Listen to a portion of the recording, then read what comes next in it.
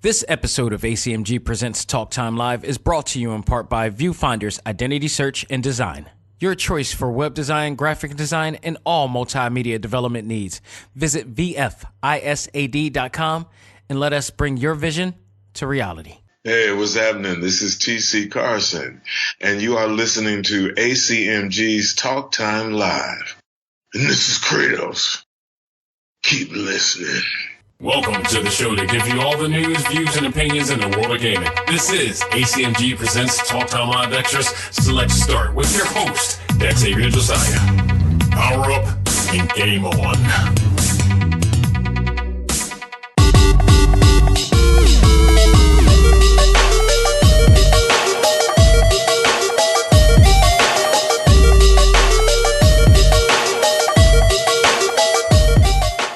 Ladies and gentlemen, welcome back. This is A.C.M.G. Presents Talk Time Live Extra Select Start. I am your host, Xavier Josiah. Folks, I'm hoping you're having a great week. If you're a gamer, you should have a great week because there's a lot of news going on in the world of our favorite fandom here, and that is video games. And we're going to talk about that. The Tokyo Game Show is in effect this week, and there is a lot of news coming out of that already. Some really big news, a lot of which I have right here that we're going to discuss, and I know there's more coming throughout the entire weekend. It's only Thursday right now, so it's just beginning, and there's already news coming out. They're just letting it all out right now, so we're going to talk about some of that and possibly more on Sunday and whatever comes by, but we'll be talking about a lot of that, but it's going to be some great news to talk about. But also, we have a final stage review that I've been waiting to do since last week, or when I actually started playing this game last week, and that is WAYFORWARD'S brand new game that a lot of people are talking about right now, and that is River City Girls. It's the spinoff to River City Ransom, starring two new female characters, two badass female characters, and a host of other familiar faces in the game as well. So we'll be talking about that in our final stage review, but let's get underway. There's a lot of news to talk about, and some news that just came in from Nintendo just moments before I started this show, so we're not going to waste any more time. I want to talk about the Final Fantasy VII Remake trailer that just came out from Tokyo Game Show. And it gave us some new things to check out and to anticipate for next year. And that is the Shinra Corporation has finally arrived. We knew they were coming. This whole thing is just a whole remake of the original game. And if you are a fan of the original Final Fantasy VII, which I am, despite the fact that I have still yet to beat that game completely and traumatized, I've said this before, but I think as much as I love Final Fantasy VII, ironically, I think it is also the game that turned me away from turn-based games. It's a weird thing, but thank you to Square Enix. They're giving me the experience I want. Action replay style and turn-based style for those who like that. So it's going to be like, for those of you who know, it is going to be action-based this time. But if you played Final Fantasy 15 or other games that I believe have done the same thing, Dissidia is also another one that's done it. They allow you to do free roaming action-based RPG style, but also you have the option to do turn-based for those who are like more traditional style. So it will cater to everybody. So don't fret. This is going to be a game for everybody who just loves what Square Enix does. Whether you're a turn-based fan or an action-based fan, you'll be able to play this game. But you can't play this game. This cannot be Final Fantasy VII without the Shinra Corporation. And we finally get to see these guys in motion. And if you've seen Advent Children, which was the movie that they came out with a while back, you know the familiar faces, which was on there. And that movie was awesome. That movie was so awesome. It was based on the events after Final Fantasy VII. So it was technically the real sequel to Final Fantasy VII, but in movie form. And what they've done is that they made them look exactly like the movie. It's by minute detail like the movie, and it's so fantastic that you're going to be able to play with graphics this strong and powerful. Because when we first saw that movie back then, which, by the way, if you have not seen that movie, you own Hulu, it's on Hulu. You could go see it there. I believe there are other streaming networks that may have it too, but Hulu definitely has Advent Children in there. So I highly recommend going out of your way to check that out. It's just a beautiful piece of art, that show. And then seeing Sephiroth and Cloud go into battle in that type of way, it's just, it's awesome. So freaking awesome. So you get to see the Shinra Corporation, and there are also other new characters as well, or characters that we never got to really pay attention to before, because I'm looking at this trailer and I see some new faces. But I also remember that in the original game, there were also characters in the beginning of the game during the first run when Cloud and Barrett first infiltrate one of the factories or whatever like that to blow it up. And there were other characters in there. So they may, because this is now a more motion picture, full motion style with actual narrative and actual, well, it already had narrative, but it's more of a voice narrative now. In dialogue, that we get to see these other characters' emotions. So they might have been there at the beginning. We just now actually seeing them in motion and more focus on them as well. So you will see some faces from maybe familiar faces or just some new faces in the game that they showed. The trailer also shows an updated version of the mini games that we played from the original, including Cloud doing squats and pull-ups during a certain part of the. There's a section I remember where you go into a circus, and which means, and they did say that he's going to be cross-dressing, he's going to be wearing a dress and all this stuff. There's a certain a plot point of the game where he has to dress up like a woman and just to infiltrate a certain area. So that's going to be very interesting. It's going to be very fun. Now, I think they did hint it on that in the game, in the trailer as well. So that was cool. We also had more gameplay footage showing Behemoth being summoned. That was awesome. The game just looks absolutely spectacular, and it's coming to us on March 3rd, 2020. Pre-orders are available right now, and if you pre-order, you will receive a bonus summon material DLC. That's mostly for those who are getting the regular game, digital or physical. However, if you pre-order the deluxe physical edition, you will receive 2 summon materia, a still book case, art book, and mini soundtrack CD. So there you have it. I don't know what you're getting from the physical deluxe edition, but I'm pretty sure it's probably going to be 2 materia bonuses. So I wish, honestly, when it comes to these stupid incentives to get people to buy physical copies, I wish they would at least give something to those who pay the same amount of money to get a digital copy.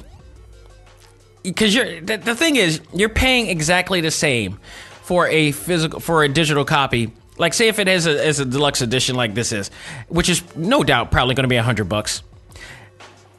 A lot of times the physical copy is $100 too, but you get the incentive of going out to get it or ordering it beforehand.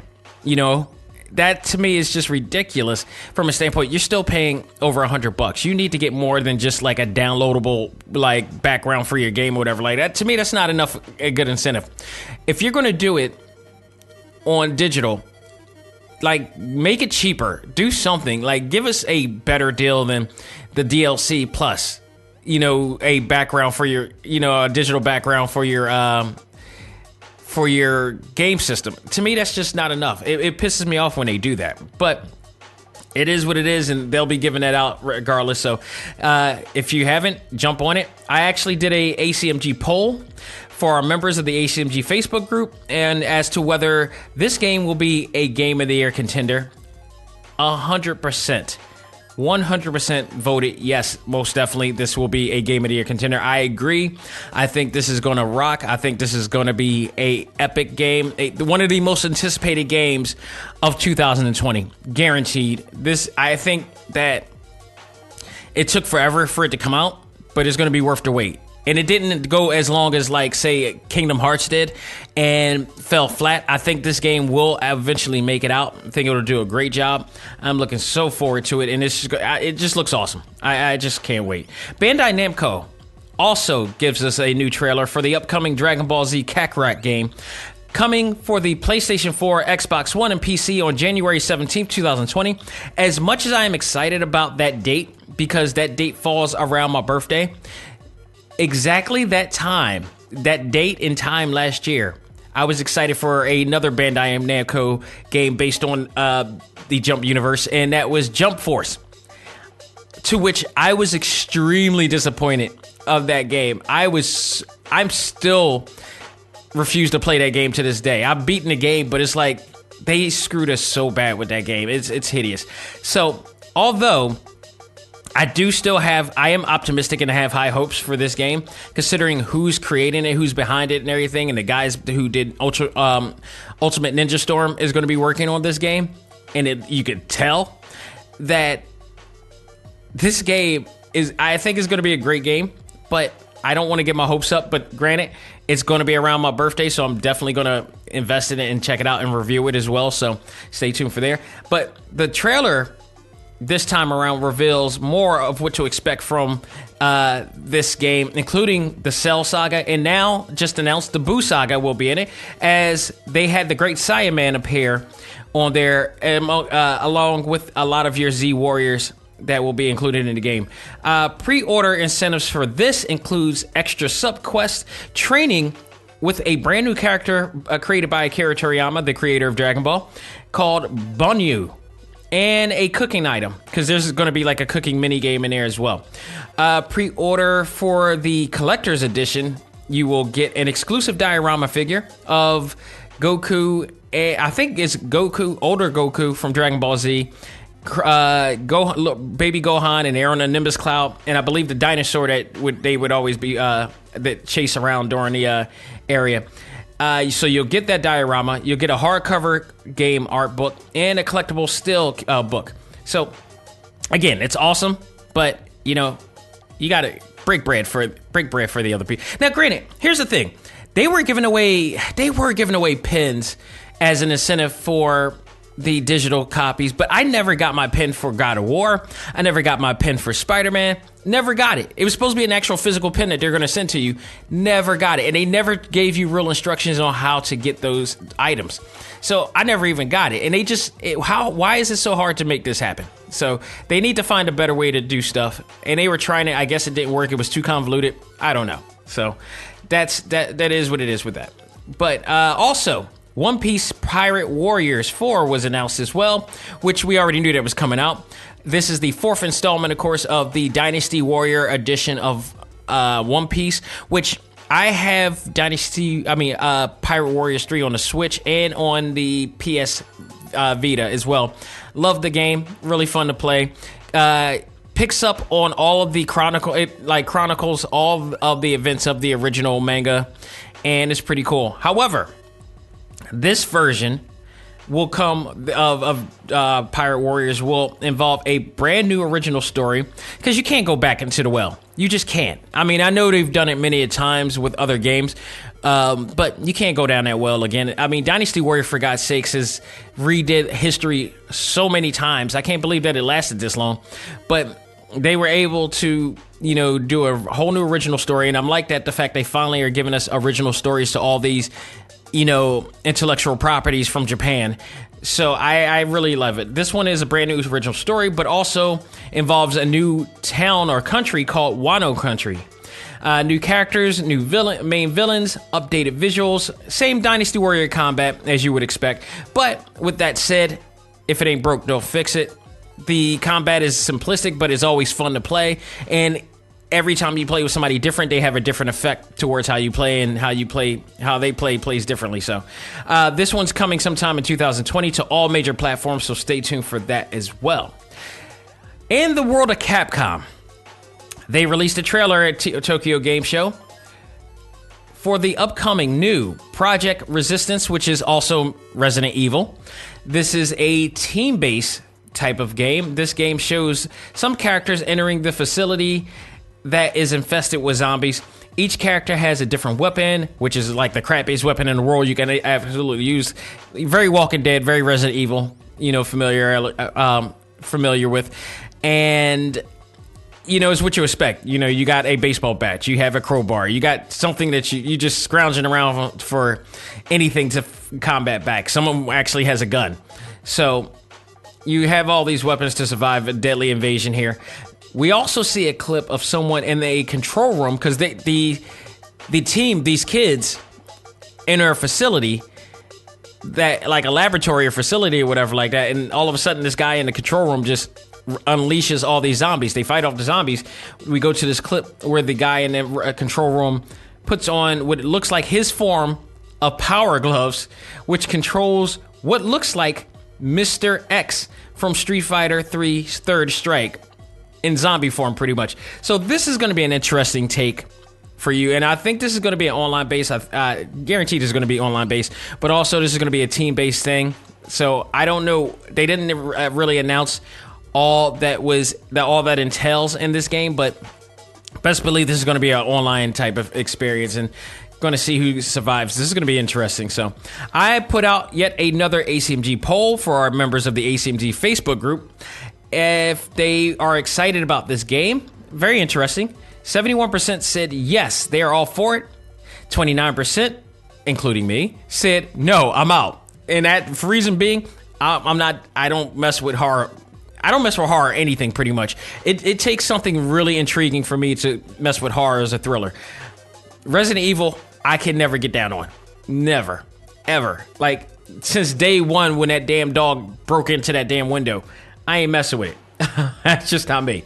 Like, I guess because, too, I lived a lot, like, real-life horror. So it's like, I don't want to play anything that reminds me of real life.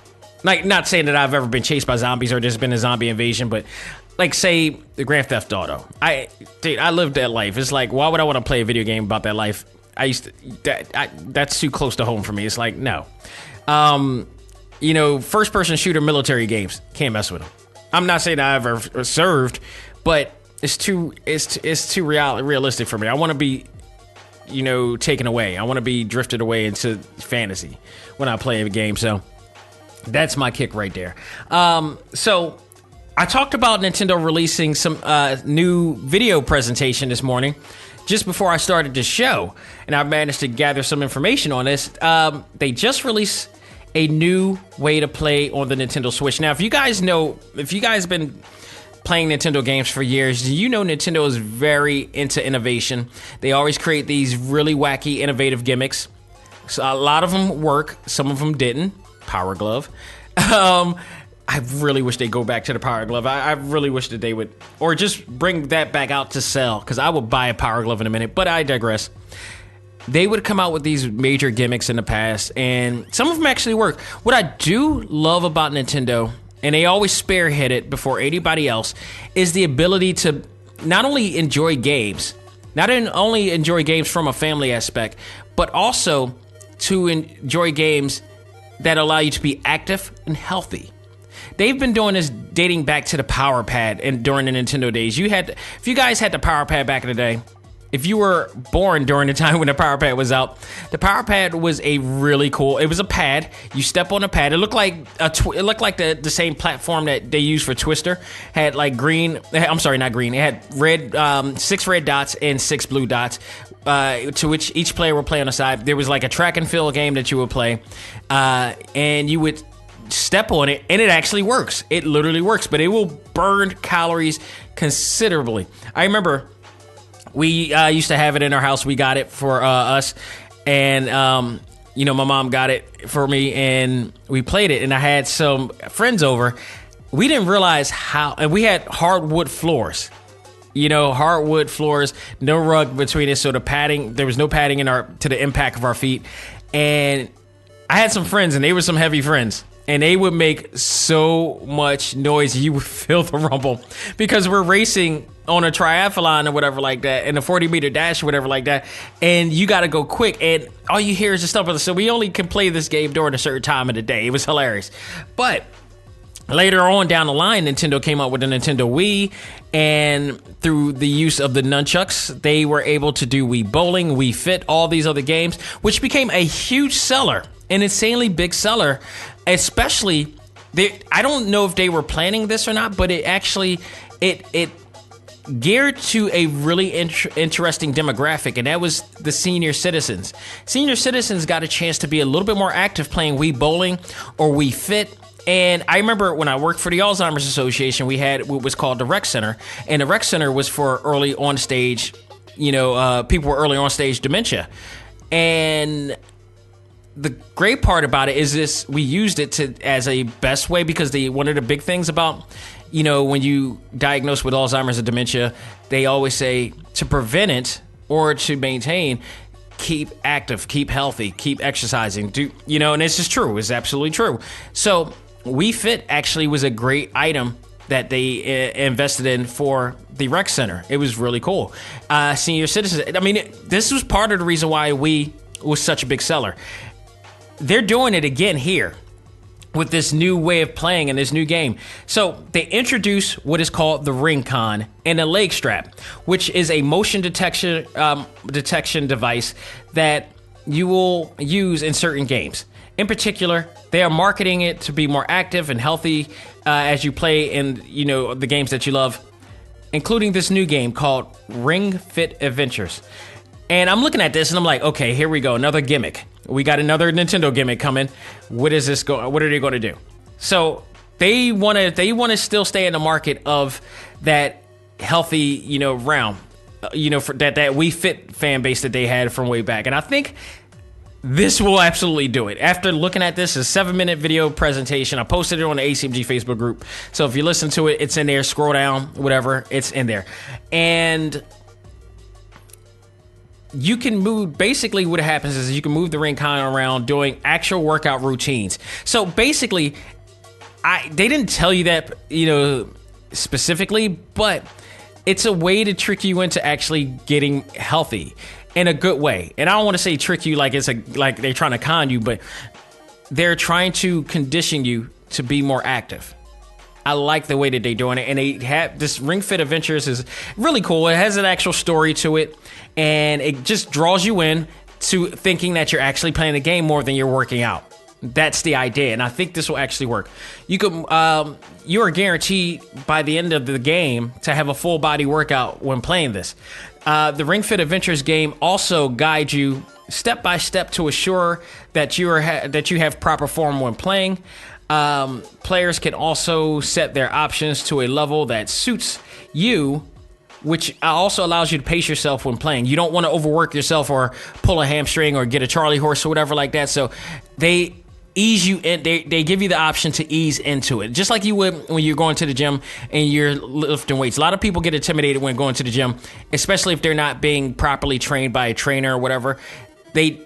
For some reason, some people are so intimidated, they go for the biggest weight possible and sabotage their self from even going back because they can't lift a big weight. You always have to work your way up. You got to start as much as wimpy as it sounds. You got to start with sometimes 10 pounds, 20 pounds. Move your way up. The more that you do it, the more that you'll be able to improve. This is the Goku way. That's pretty much what it is. So they allow you to adjust to be able to ease in and to assure that you will be able to progress. And as you do, you will be able to level up and you'll be able to keep track of everything. At the end of the exercise, you will be able to keep track of your records and show where you need to improve and let you know when you have improved. So, I mean, it's just really well designed to give you a great workout and to enjoy gaming at the same time. And I think this is a great deal. It will be coming next month, October 18th, 2019. Get ready, it's coming. I may actually invest in this. This is the first time I saw a game that I wanted to play on the TV and not on handheld.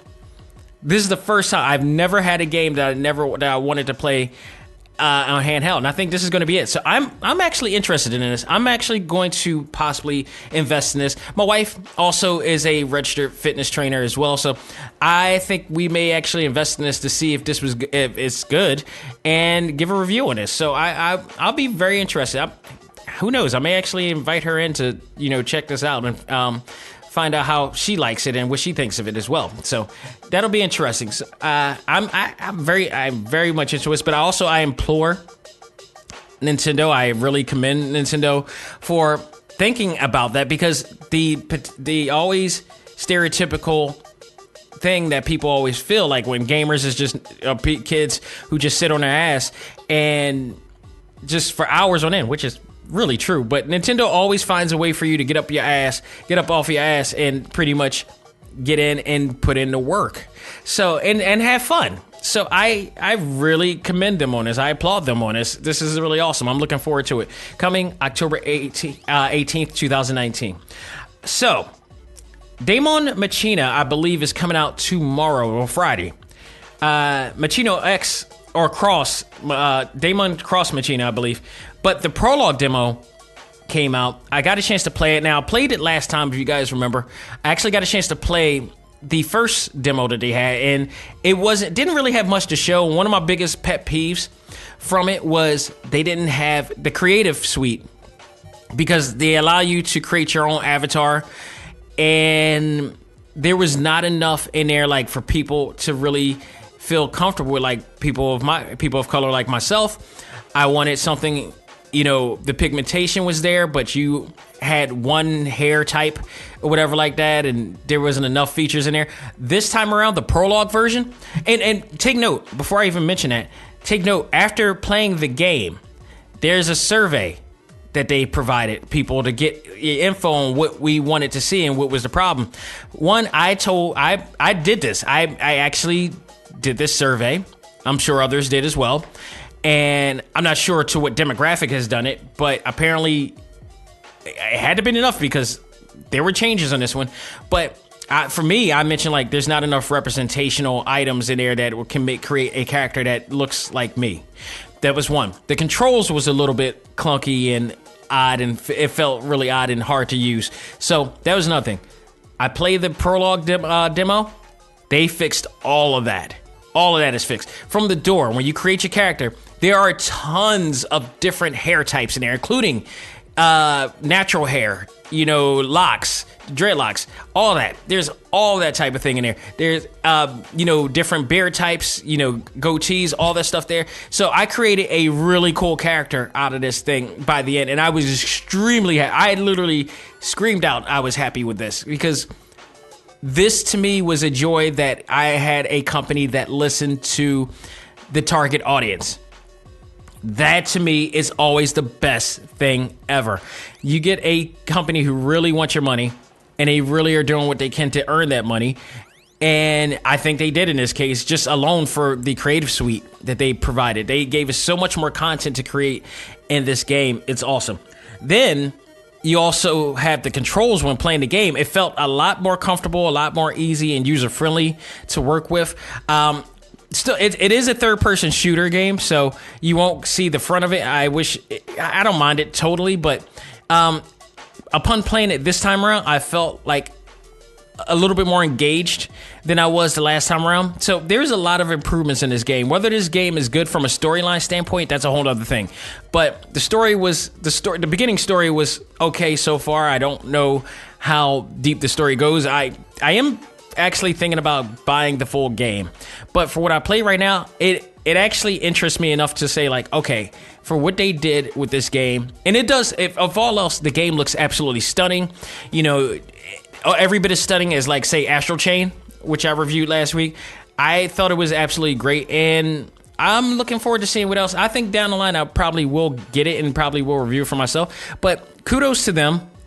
Kudos to that team who really listened to the fans.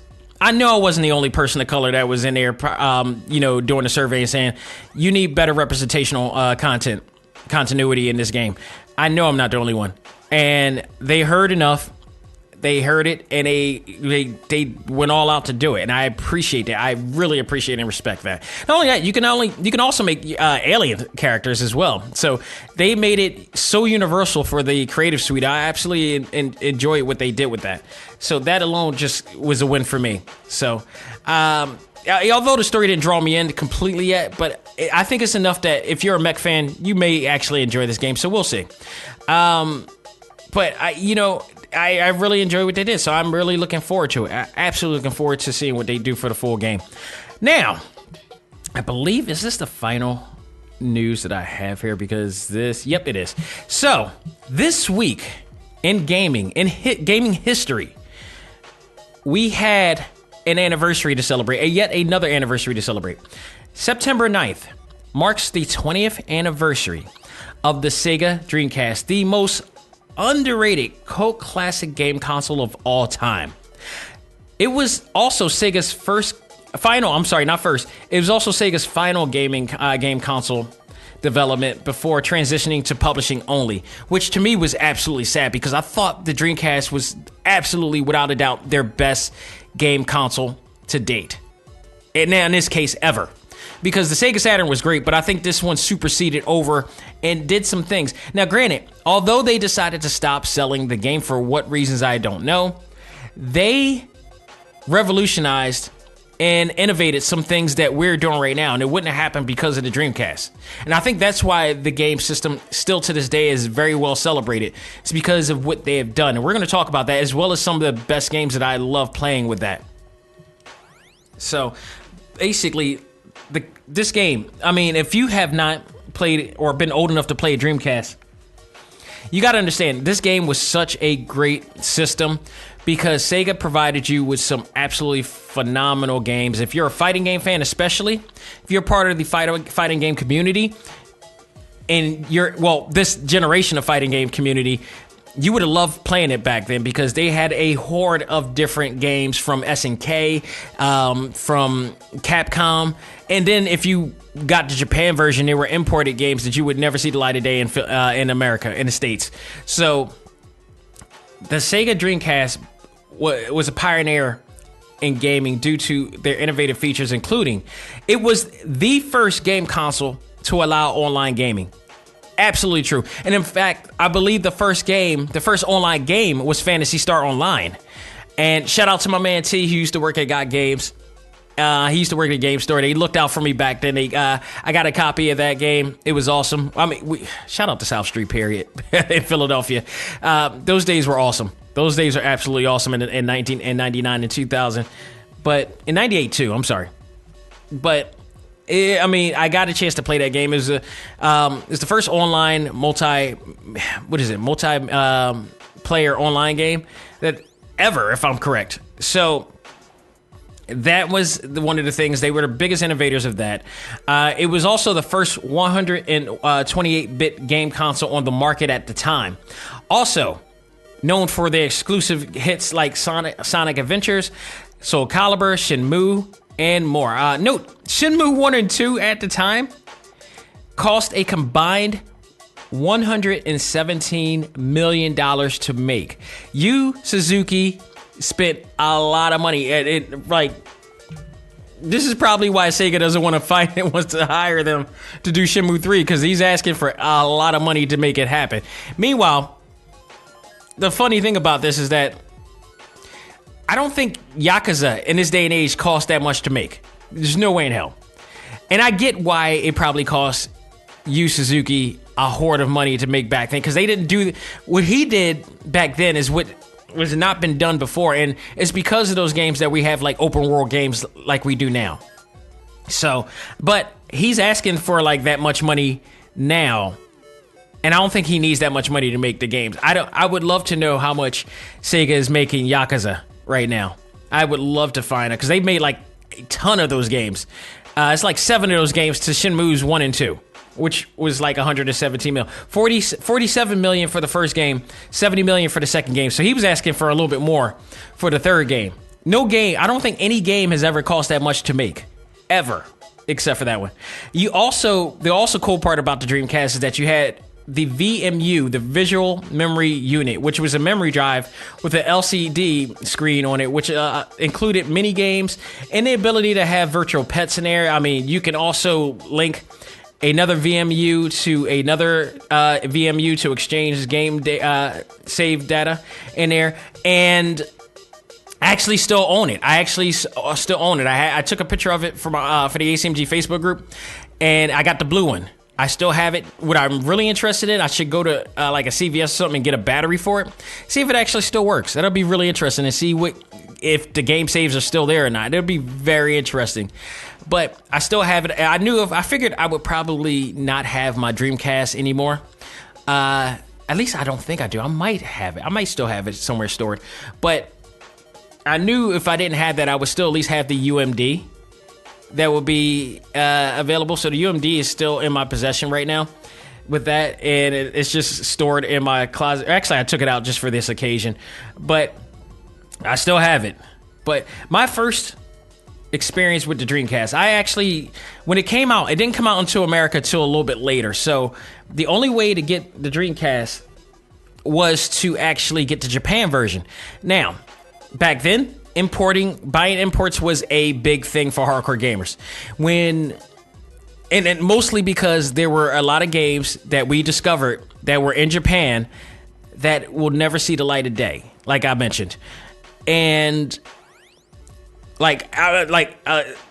just a lot of them. You'd be surprised with some of the games that's never been in the States, at least distributed in the U.S. With our region code and everything. The only way you could get those games is if you import it, if you got it from like a local joint in Chinatown, or if you found a website like Play Asia, stuff like that would sell those games and import it, but they would charge you X amount of more money to get it.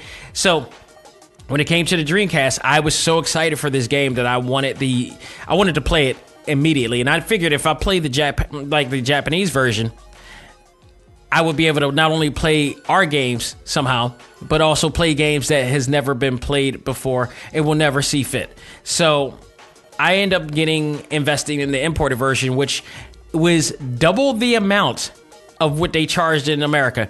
I spent $400 at the time on it, which now today is like not a big deal.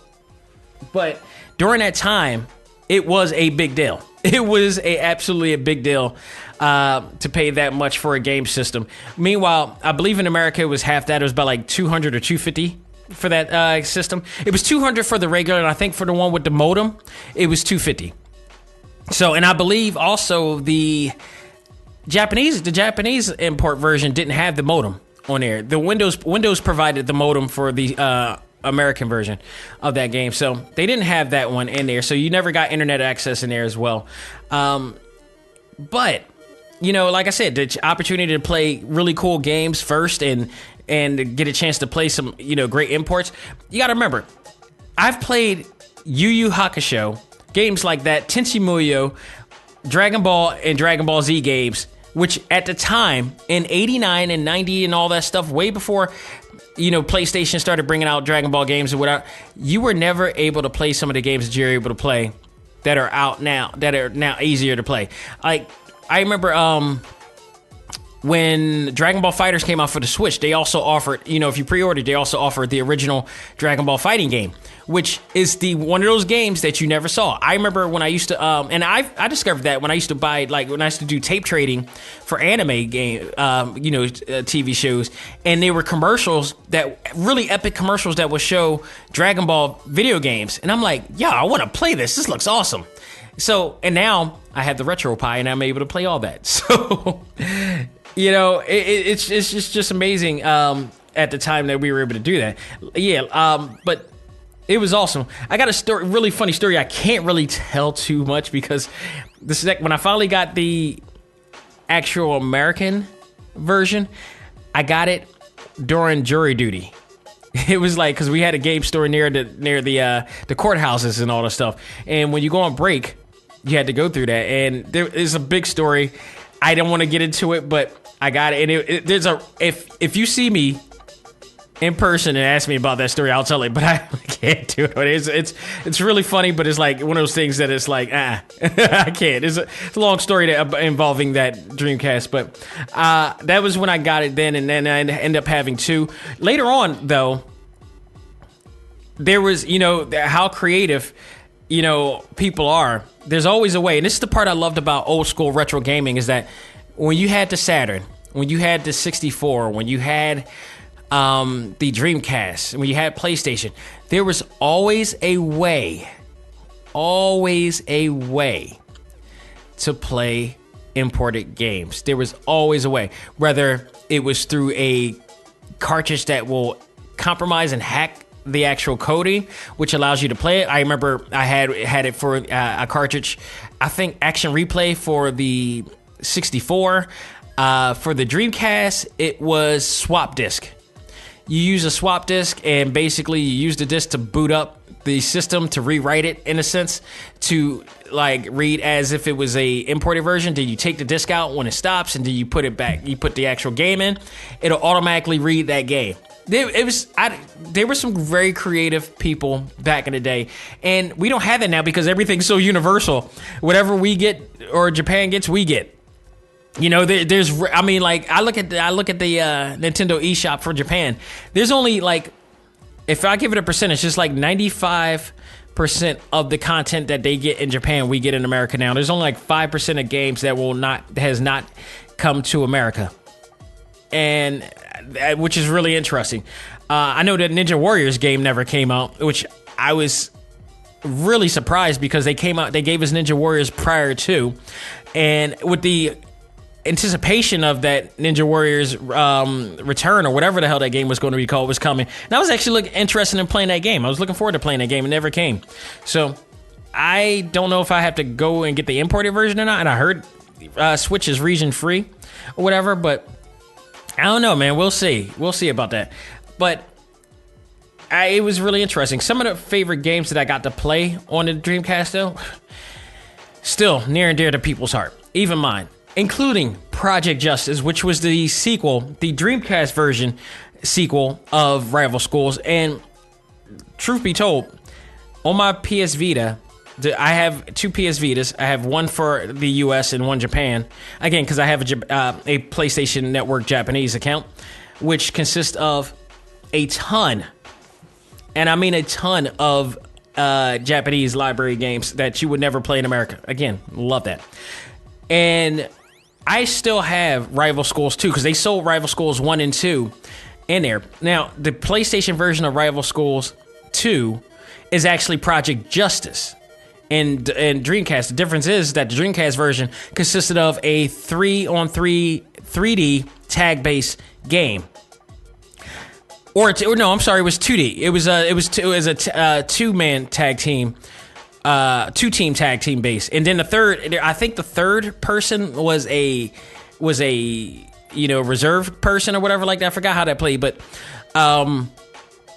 they had Project Justice on the Dreamcast was a more tag team base, whereas the PlayStation 1 version was just back to normal 3D. And they also added the They added the dating sim game in there, as well as the creative factor in there, which they didn't have for Project Justice. So they gave 2 reasons why you want both games in there.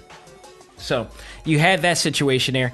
There are also games like Soul Calibur. Soul Calibur was exclusive to the Dreamcast at the time, and that was one of the biggest sellers in there. That alone, that and Sonic Adventures sold hugely on the Dreamcast. And Sonic Adventures, speaking of that, Sonic Adventures was so freaking awesome. Soul Calibur, by the way, was the direct sequel to Soul Blade, or Soul Edge, if you will, from the PlayStation. They just immediately got the exclusivity of it on the Dreamcast from there. And because of that game sold like gangbusters. Like, fighting games during that time was still a huge deal. Before it had a little bit of a slow period, and then all of a sudden it popped back up when Street Fighter 4 came back. So that was one thing. Sonic Adventures was really cool. This was the evolution of Sonic the Hedgehog. They came out in a big way. They had a huge soundtrack. This soundtrack was so awesome, especially during the last battle of the game. I will always remember that game because it was so epic. It was reminded me of like Transformers, the movie, when Rodimus fought Unicron or whatever like that, and he had the Matrix. It had that type of feel to it. Great fun fact here: if you played Super Smash Brothers, and Sonic is in here, that very song from Sonic Adventures is in that game. I think I mentioned it when I reviewed Super Smash Brothers a long time ago. So that game is in there. If you haven't heard it, it's an awesome game. It gets you so hyped when you play the game. And then he plays as Super Sonic, which was like a little bit of a homage to Dragon Ball Z Super Saiyan mode. And it just goes crazy in there. So also the games I love playing was any Capcom versus title. That was like Marvel versus Capcom 1 and 2, S&K versus Capcom 1 and 2. I mean, there were just so many great titles in there. Capcom had some great things. Darkstalkers was in there, all types of stuff. JoJo's Bizarre Adventure was also one of my favorites from Capcom as well. You had Power Stone 1 and 2. You had one of my favorite shooters of all time. The first time I ever played it was on the Dreamcast. Ikaruga. Ikaruga was still one of the greatest shooters of all time. I can't describe to you why it is, but the simple, dynamic way of playing that game is just absolutely awesome. It's just that's great art and design right there. If you haven't played Ikaruga, is just the best. Period.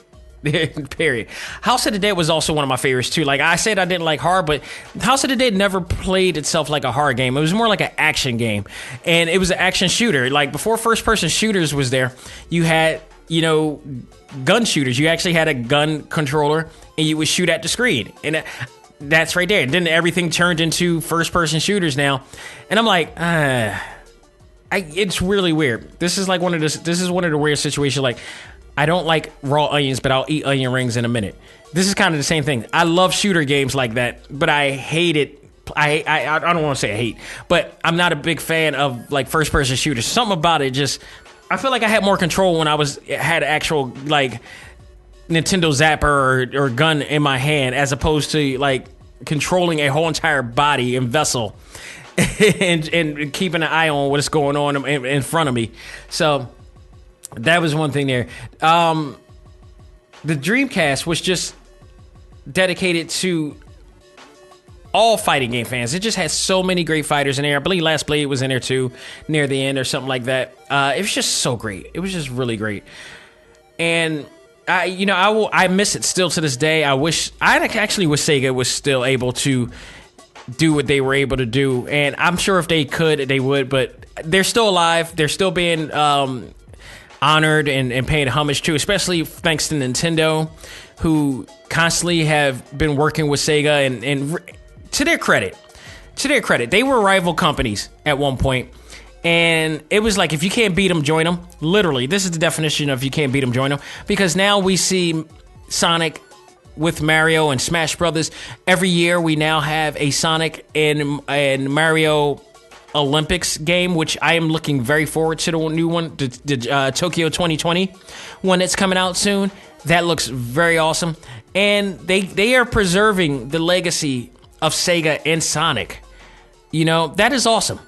That speaks volumes to what Nintendo is. They still try to celebrate and market what was. They recognize how great the Sonic character is. And they're just celebrating all those characters in that thing as well. And it's just really a great thing to see.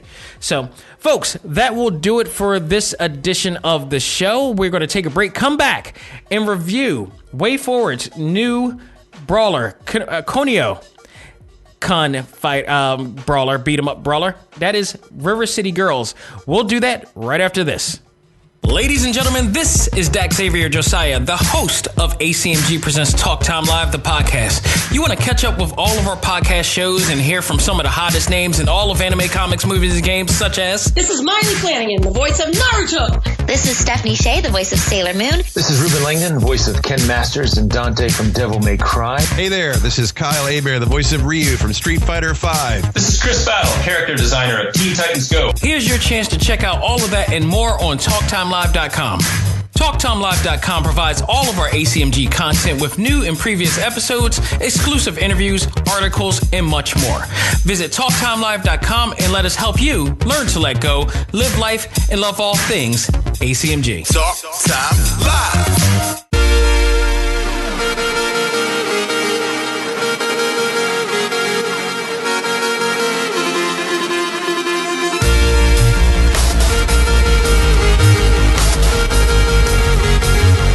All right, folks, we are back with our final stage review, and it is my review of the much talked about new WayForward Kunio-Kun game, River City Girls. This is a spin-off from the cult classic River City Ransom, which is now owned by Arc System Works. They are the publishers of this game series, which is now developed by WayForward, and what a great combination of companies to work with on this series, and just in general.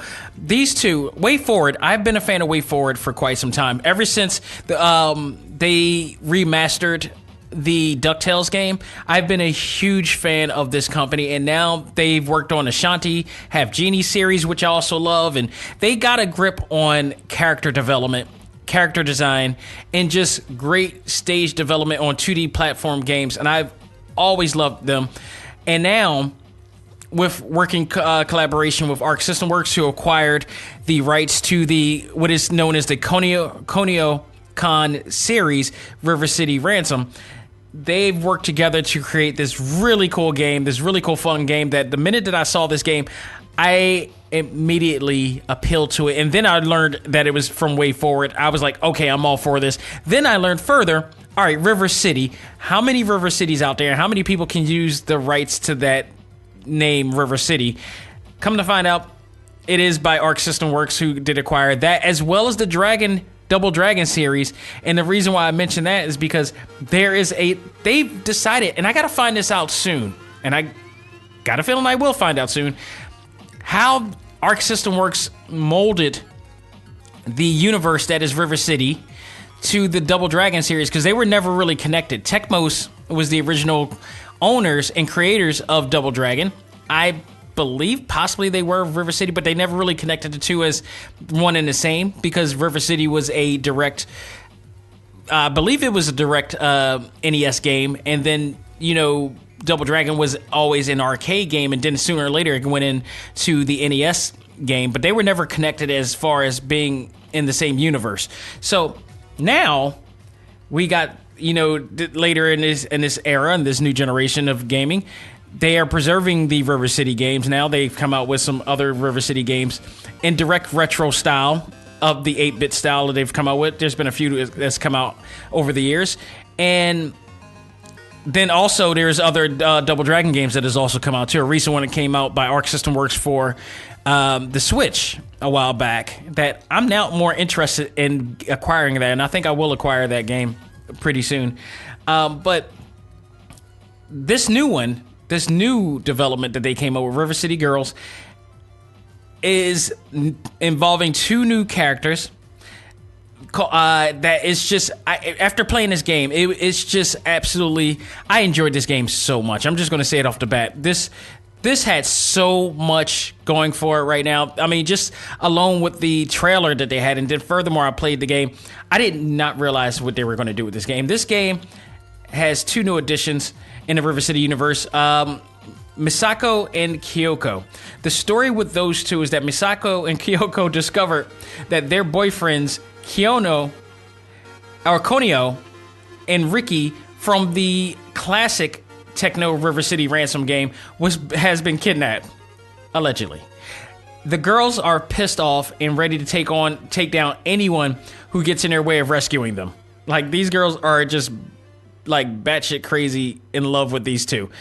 And all through the game, you're just going through this whole entire story. And, the game has an insanely good cast of colorful characters, including those from the legendary beat-em-up Double Dragon game. Thanks to Arc System Works that acquired the rights to them, we now get to see all these crazy cameo appearances and everything in this game. Yes, that includes not only Billy and Jimmy, who will train you in a dojo to help you develop new moves for each character that you play as.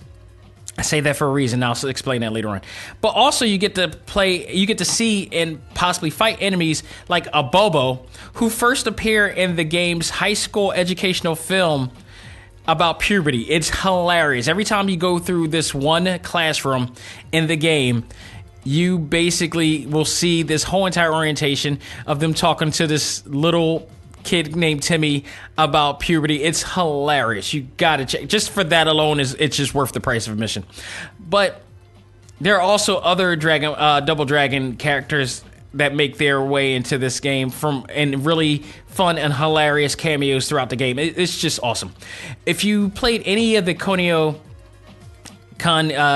style games, this is no different. You fight hordes of thugs while upgrading your move sets and stats to become a total badass.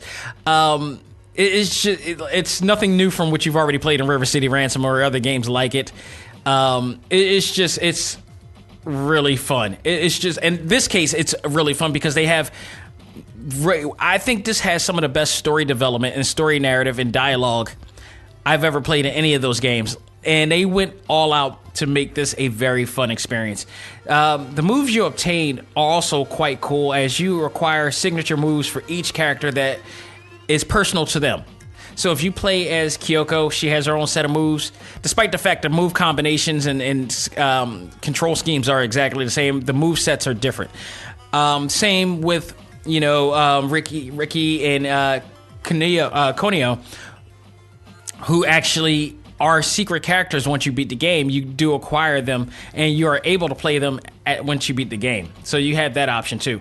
Misako as well. Has their own movesets. Each one has their own really cool movesets. Once you earn enough money to be able to be trained by Billy or Jimmy in the game, it's just quite cool. So the movesets are not only that, but just moving on to my notes. You also gain items that you can buy from money that you get from beating up enemies all over town. It's a slow burn, but actually it picks up after a while, and in no time you will acquire all of the movesets that you need and some of the items that you need, and you will need to absolutely acquire a lot of health items throughout the game, especially when fighting boss battles, because it will require you to be able to refill your energy up. Now granted, the cool part about this is that some of the health items or items that you use to re-energize your XP or whatever like that, it will have a different effect on you. Like for instance, if you eat a cheeseburger, if you eat a cheeseburger or a double cheeseburger, I like this idea, this concept. If you eat a double cheeseburger, it will replenish you about 60% of your energy. However, it will make you sluggish and slow. So I didn't realize this before. I thought this was a glitch, but I didn't realize that this happens until I actually read the effects of it.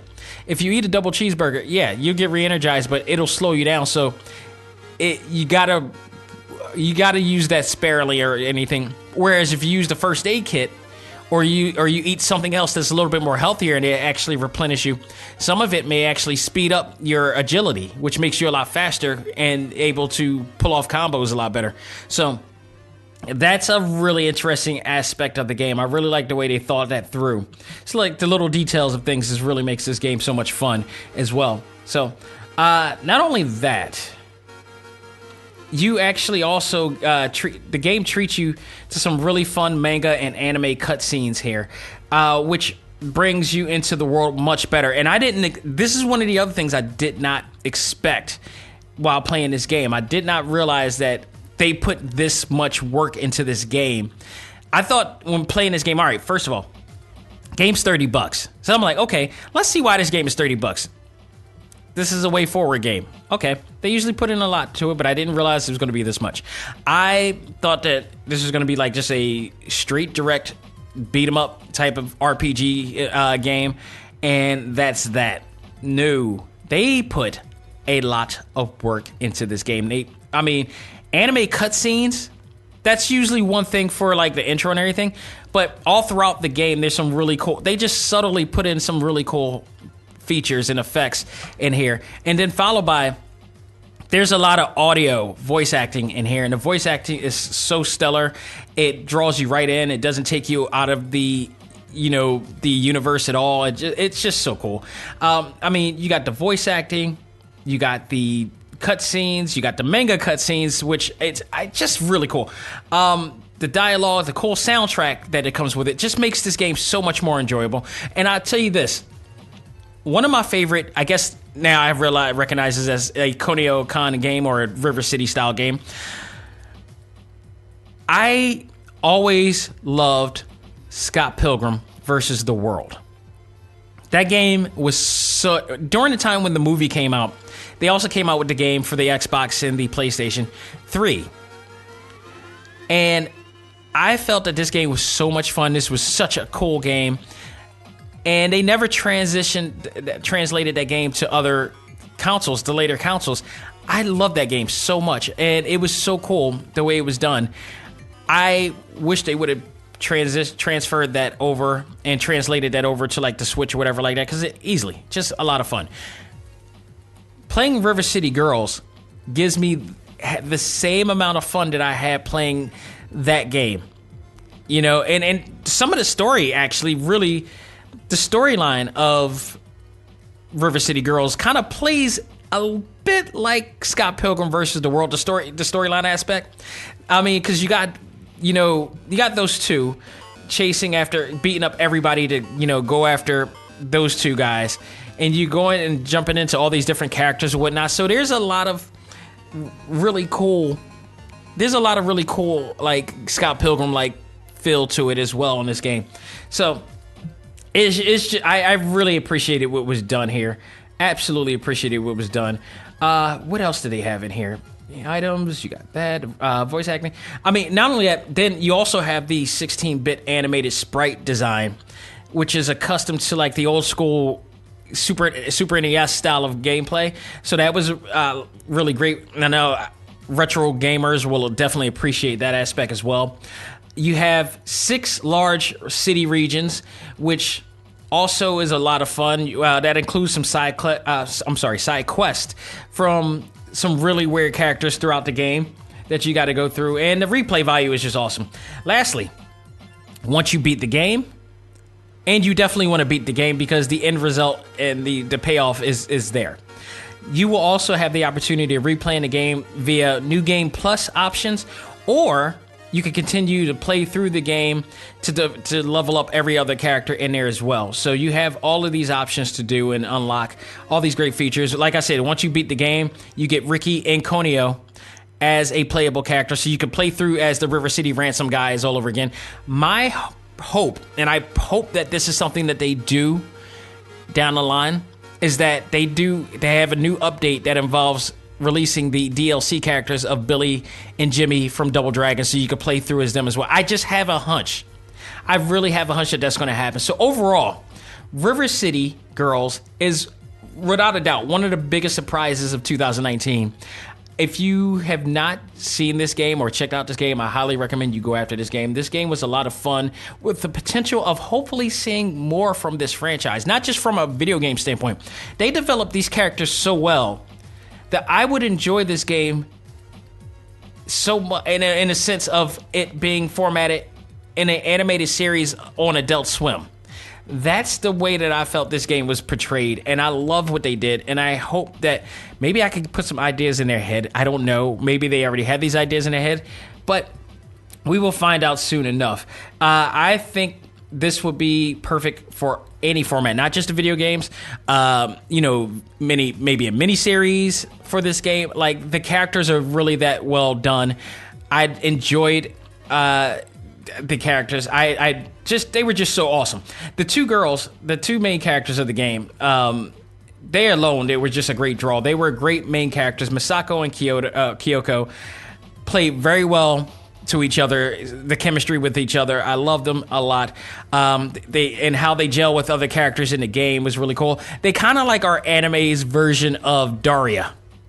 if you want to put a description of that, they're like they're like the anti-cool kids.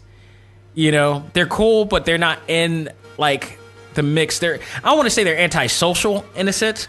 They love what they love, and what I love about them is that they are characters that represent not being in the mix, but still being cool with things, not trying to follow every single trend or whatever, but they're just cool for the sake of being cool.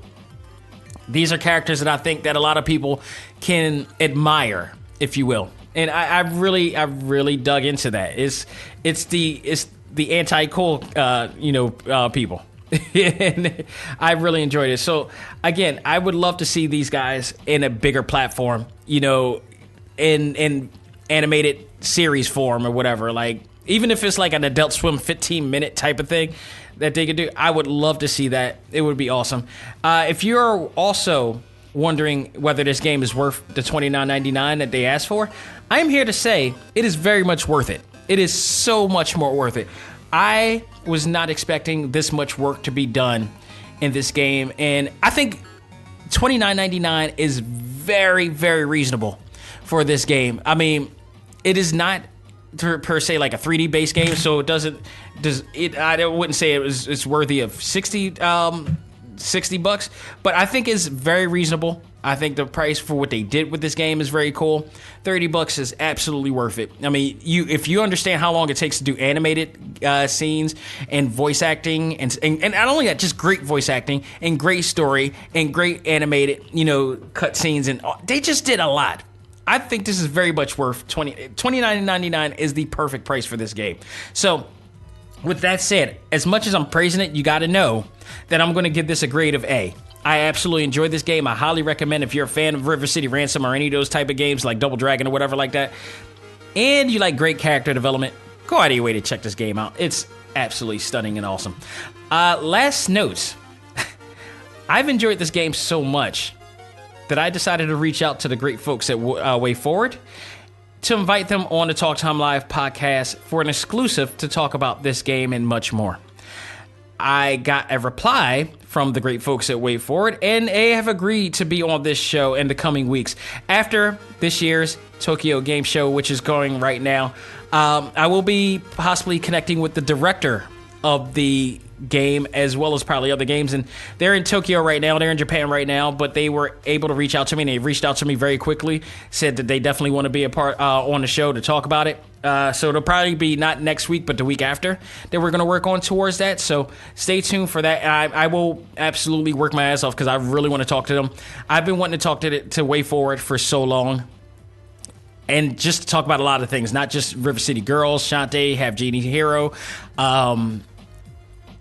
DuckTales. I'm definitely going to have some DuckTales talk with them as well. So stay tuned for that and much, much more. Folks, that will do it for this edition of A.C.M.G. Presents Talk Time Live Extra Select Start. I hope you enjoyed this episode. I hope you enjoy all of our episodes. I hope that you enjoyed so much that you spread the word of Talk Time Live to your friends who are also gamers as well, who also want a different format to listen to while at work, while coming home from work, while not doing anything but gaming. That's what I want. That's the people I want. Spread the word. Let them know we're on TalkTimeLive.com. Let them know that we are on iTunes, Stitcher, Google Play, Podbean, soon Spotify. You name it, we're on it. We will be on it. And we're going to keep doing it. We're going to keep the momentum up as always. And thank all of you for taking the time to listen to us as well. So much so that next week. Oh, and by the way, go to Talk Time Live exclusives. Go to our exclusives page on TalkTimeLive.com. Check out all of the great names and celebrities that we got a chance to talk to on the show. Some of the best game designers in the world. Some of the best comic book artists. Some of the most known voice actors in gaming and anime.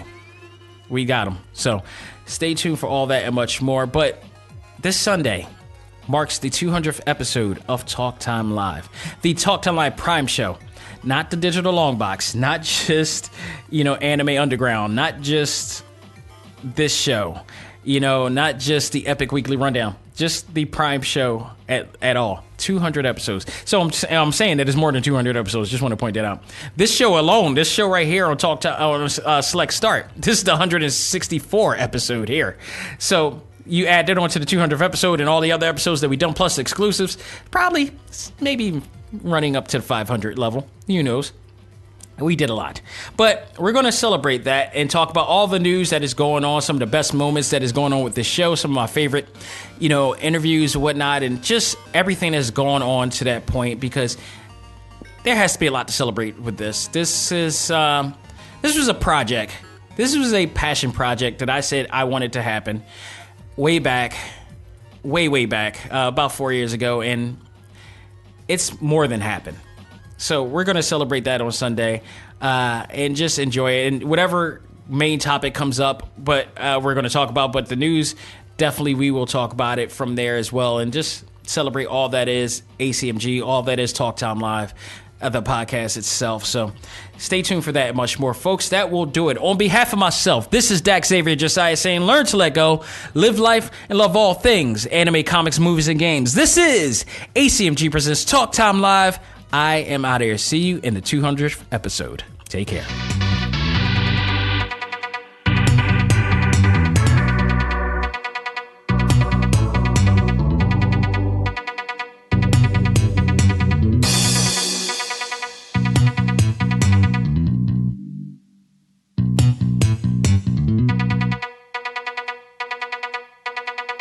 Music for this episode is provided by Game Chops. Check out these great chiptune tracks and more at music.gamechops.com.